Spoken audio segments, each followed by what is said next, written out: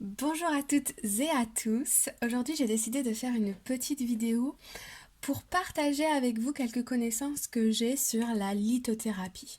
Donc la lithothérapie, c'est une thérapie par les pierres, des pierres semi-précieuses ou précieuses. Ok. Donc les pierres précieuses, ça va être bien sûr par exemple le diamant, le rubis aussi il me semble. Et là, on a des pierres semi-précieuses. La lithothérapie, ça va agir aussi bien sur le corps émotionnel que le corps physique. En fait, ça agit sur les chakras. Alors pour ceux qui ne savent pas trop en quoi consistent les chakras, je vais vous mettre une petite image, sans doute par là, ok, qui devrait s'afficher maintenant. Et comme vous voyez, les chakras ont il y a une couleur qui correspond à chaque chakra. Donc la couleur rouge va correspondre, rouge ou noir, va correspondre au chakra racine. Le chakra racine, ça va nous permettre d'être bien ancré, de vivre dans le moment présent.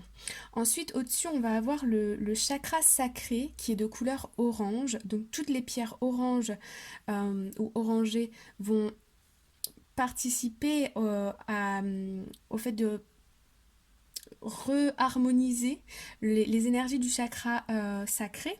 Ensuite, au-dessus, on a le chakra du plexus solaire qui est en jaune, qui correspond à la couleur jaune. Puis au-dessus, nous avons le chakra du cœur. Le chakra du cœur va correspondre à la couleur rose ou verte, ok, mais des couleurs assez claires, rose ou verte, ouais. Ensuite, on va avoir au niveau de la gorge le chakra de la gorge. Donc par exemple, quand vous avez du mal à communiquer, que vous avez du mal à vous exprimer, que vous sentez que votre gorge, elle est toute serrée, c'est parce que votre chakra de la gorge, il est tout bloqué. Ok. Donc l'énergie circule mal. Voilà. Ensuite, au-dessus, nous avons le chakra du troisième œil, qui est le chakra de la clairvoyance. Ok. Et puis ensuite, le dernier chakra, c'est le chakra violet, le chakra couronne ou le chakra coronal, qui permet là d'avoir un lien ou un éveil spirituel, ok? En fait, quand tous ces chakras sont bien harmonisés, on se sent déjà positif, on se sent bien au niveau de la santé physique, mais aussi de la santé mentale, d'accord? Et puis, plus nos chakras sont équilibrés et plus on peut partir du chakra racine, donc de la base, pour monter nos énergies, pour avoir plus d'intuition, plus de connexion avec le spirituel et être aussi bien ancré dans le présent. Ah, ok. On a cette distinction entre la terre-mer et on va dire le ciel. On est connecté. Les êtres humains sont parallèles, sont à la verticale, vous voyez, les pieds à la terre et la tête vers le ciel. Voilà. Je pourrais vous faire une autre vidéo sur les chakras si ça vous dit. Laissez-moi en commentaire. Je voulais aussi vous parler d'une petite boutique que j'ai découvert il y a peu. Ça s'appelle l'Angéline, la magie des pierres. Ils ont une page Facebook et aussi deux sites web que je vais mettre en barre d'infos. C'est des personnes tout à fait charmantes, très chaleureuses, qui en connaissent énormément en lithothérapie et tout ce qui va être soins énergétiques. Ok, donc là il y a une photo d'eux, donc c'est Frédéric et Patrice, et donc ils sont tous les deux co-gérants de la boutique de lithothérapie qui se trouve à Auray, ok, dans le Morbihan, à peu près à 30 minutes de Vannes. Je vous invite vraiment si vous passez par là, à aller les voir parce que c'est une expérience, de belles rencontres et de belles expériences. Voilà.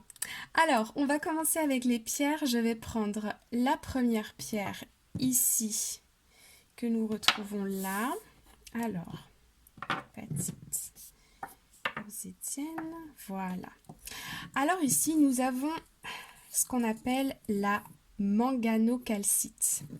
Alors, c'est un nom un petit peu long. C'est une pierre ici, comme vous pouvez le voir, qui est blanche-rose. Donc ici, on est plutôt au chakra du cœur, ok.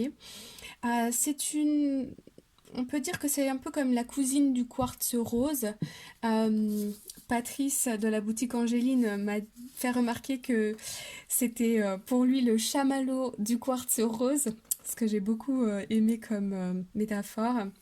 C'est vrai que ça ressemble, on, on a presque envie de le manger, ça ressemble un peu à un bonbon. C'est blanc et rose pâle. C'est une pierre, la manganocalcite, qui apporte beaucoup de légèreté, de joie et de l'amour. Donc très bon pour tout ce qui est confiance en soi, aussi pour les gens qui sont un peu anxieuses, pour apaiser, ok? C'est une pierre qui apaise, je la trouve très apaisante personnellement, très, très light, j'aime beaucoup. Voilà. Alors ensuite, nous avons la calcédoine bleue. Alors la calcédoine bleue, c'est une pierre qui correspond au chakra de la gorge. Donc cette pierre, elle facilite la communication. C'est une pierre aussi qui permet d'apaiser tout ce qui va être stress et anxiété. C'est une pierre très douce, ok. Euh, Qu'est-ce que je peux vous dire d'autre sur cette pierre? Ouais, elle facilite. Moi, je la ressens comme une pierre qui aide à exprimer des sentiments ou des ressentis. Dans des situations peut-être un peu délicates parfois, elle va nous donner les moyens de communiquer avec aisance, avec authenticité, avec simplicité. Ok? Ça, c'est la calcédoine bleue. Ensuite, nous avons l'apatite bleue. Alors, l'apatite bleue, comme vous pouvez la voir, c'est une pierre un peu bleu canard. Je la trouve juste radieuse, cette pierre. Alors elle va correspondre plutôt au chakra du troisième œil. Elle peut aussi faciliter la communication. C'est une pierre bleue, chakra de la gorge. Mais on va plutôt l'utiliser ici pour le chakra du troisième œil. Vous pouvez par exemple la mettre euh, sur votre front, au niveau du troisième œil ici, pour avoir plus de connexion avec votre intuition, avec vos guides, etc. Vous pouvez le faire. Alors ça, ce sont les conseils de la boutique Angéline, hein, des fondateurs. C'est eux qui m'ont conseillé ça. De la mettre, par exemple, 10 minutes sur votre front le soir et de vous laisser aller tout simplement. Hein, de vous décontracter. Je l'ai testé et c'est vrai que ça relaxe. Peut-être que c'est le fait de la sensation de la pierre sur le front, mais ça détend, ça relaxe. Et puis ensuite, on peut avoir des rêves assez vifs aussi. Voilà. Bon, alors ça, c'est l'apatite bleue. Très très jolie pierre. Ok. Ensuite, nous avons la scolécite. Alors la scolécite, c'est une pierre que j'ai découvert, que je la connaissais pas. Donc ça, c'est une pierre qui est blanche, qui va ici correspondre plutôt au chakra coronal, d'accord? Donc le chakra coronal, il est violet, mais il peut être aussi blanc ou bien transparent, comme le cristal de roche, le quartz blanc. Ok. Euh, donc ici, la scolécite, elle va permettre pour les personnes qui veulent développer leur intuition ou qui ont une intuition déjà développée, elle va permettre de faire des allers-retours dans le passé et dans le futur. Ok. Donc pour les gens qui sont médiums ou bien même qui veulent tester tout ce qui est médiumnité ou développer ses compétences en médiumnité ou avec l'intuition, c'est une pierre qu'on peut recommander. Ok. Ok. Ensuite, nous avons l'obsidienne noire. Alors, l'obsidienne noire, c'est une pierre qui absorbe toutes les énergies négatives. Ok. C'est une pierre donc qui est en lien avec le chakra racine, qui nous permet d'être bien ancré dans le moment présent. D'être en conscience là maintenant, ici et maintenant. C'est une pierre qui est toute noire, qui est très lisse, ok. Elle s'appelle l'obsidienne noire. On va retrouver aussi en couleur noire comme ça la tourmaline, l'onyx aussi. Ok. Voilà. Ensuite, nous avons la cornaline. La cornaline, c'est cette petite pierre orange ici qui est assez, je vais dire, populaire en lithothérapie. La cornaline, elle, c'est le chakra sacré. Je vous la montre. Elle est jolie, hein? c'est le chakra sacré.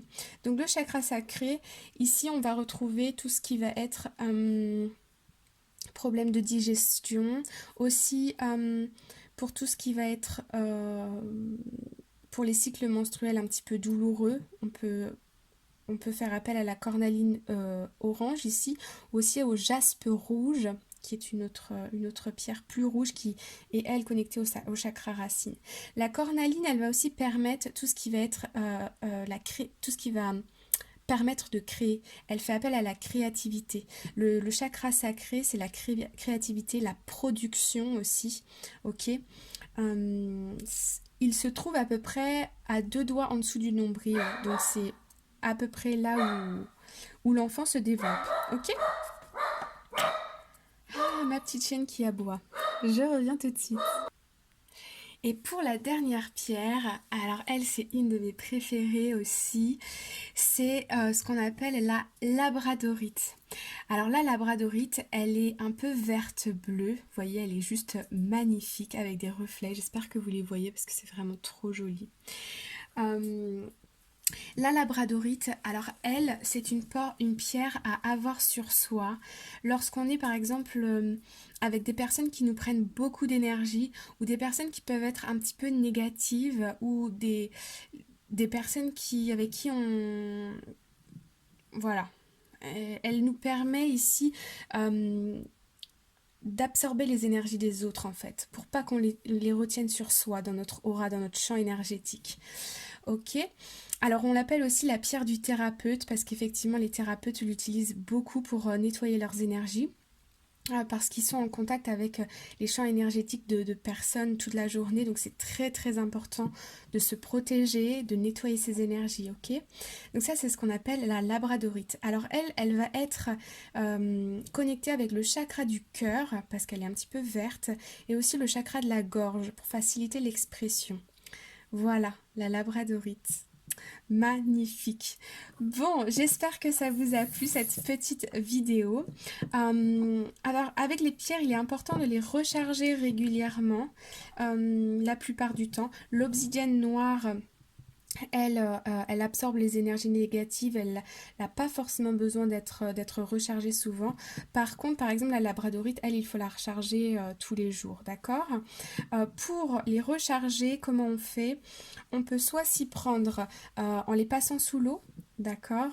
On peut aussi utiliser le gros sel. On peut utiliser un amas de quartz rose pour recharger les pierres, les mettre au soleil ou à la lune. Ça dépend vraiment des pierres, d'accord, en général.